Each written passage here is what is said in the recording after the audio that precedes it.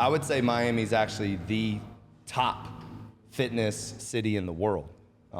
So competition is right around the corner. Me and you could walk out these doors right now and walk to about 50 gyms, whether it be yoga studios, personal training studios, full service gyms, spas.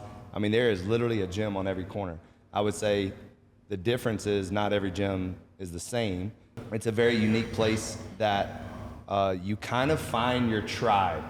Like, gyms are like a place that as soon as you walk into, you know if you're supposed to be there or not. There's something about it that, especially here, we're very welcoming.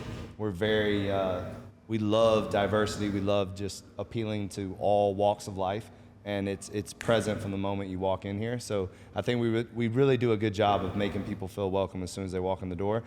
And then I was very intentional with creating an environment that as soon as you walked in, it was motivating. So it's a motivational environment, meaning affirmations on the walls. That, yeah. The things we read, the things we tell ourselves is what we become, right? So if people are constantly reading these walls and reading these affirmations, then they're going to start to feel good about themselves.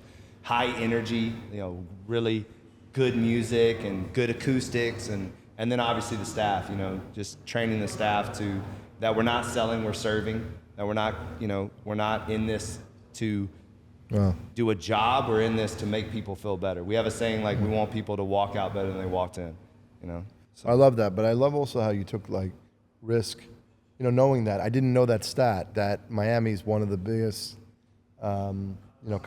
competition when it comes to for sure. gyms. Yeah. I didn't realize that. And it was funny, and the fact, now you have 7 gyms. Yeah.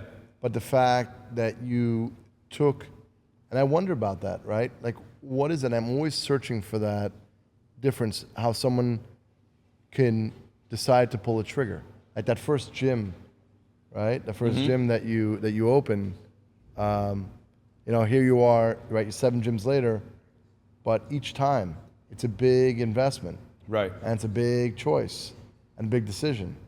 What goes on? I'm just curious, what goes on in your mind? So for me, how I look at it is very similar to how I look at life. Is I believe every single milestone you hit, the only way to get to the next level, to reach a new milestone, is you have to almost take 2 steps back or risk it all in order to get more, right? So, for example, I had an extremely successful personal training business, making great money, going to different people's houses, going to different gyms, training people, one-on-one.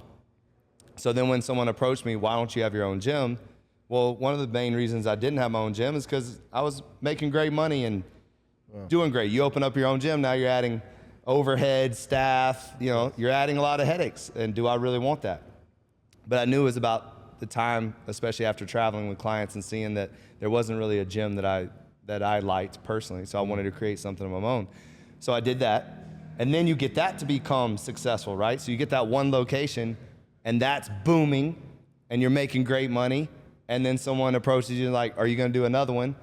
And you say to yourself, well, if I'm going to do another one, then you got to invest the money that you've made in this one into that one and hope that it works and do everything in your power that works. So, and not every time it works. There's actually some really crazy stats with small businesses. I think it's only 9% of small businesses reach, if I might be not correct, this might not be exact, but it's almost only 9% of small businesses reach $10 million in total revenue, gross revenue. Well, I think most, what is it, also not over 90%, I know definitely of restaurants, they fail. I don't know what the stat of small businesses. Small businesses, it's something like 90% fail after the first year and a half. Gyms, it's literally a year. And so gyms are it's a very tough business. That's why it's interesting you said restaurants. I think restaurants are probably the hardest business. So a lot of things we do in our business model is treat it like a restaurant.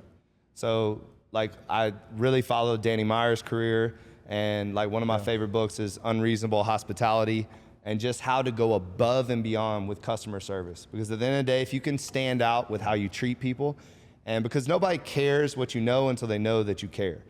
And so it's very important for us as soon as you walk in this door that you know that we actually care about what we're coaching you on, what we're telling you, nutrition, fitness, putting you in the right position, giving you the tools like the cold plunge, the sauna, these kind of things. So, no, I know. I'm just on that point. I think about customer service a lot. It doesn't mean like bullshit. Oh, I'm gonna give customer service. It means actually that you do it, and people know. People will feel whether you're doing the right thing. Genuine or not, right? You're genuine or not.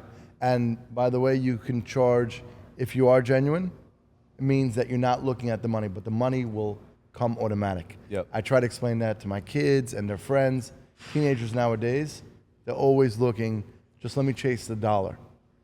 By the way, if you're not doing what you love, and that's the thing also, what I teach my kids all day long, you gotta figure out what your passion is. Mm-hmm. If you're not doing your passion, what happens is every single business goes through, you're going, and then you have this moment where this like sliding doors, where like shit's hitting the fan and everything might collapse.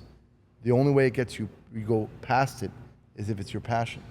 If it's not just about making the money, because a lot of people give up because, oh yeah, I can't make money here, let me just move to that. It's either a service or a widget. But if you love taking care of people, and you love the gym, and you love, just doing what you do every day, the odds of succeeding is going to be that much higher. Yeah, I say it in a little different way, because I feel like passion sometimes can be attached to emotion. And even though you love something, you're not going to love it every single day. Like, even if you absolutely love what you do, some days you're going to wake up and not want to go to work. That's just a fact. So to me, I say purpose, because if you find your purpose in it, then when you do wake up and you feel groggy, you're sick, your back hurts, or you got into a fight with your wife, or your kids are driving you crazy, you're still gonna show up for yourself.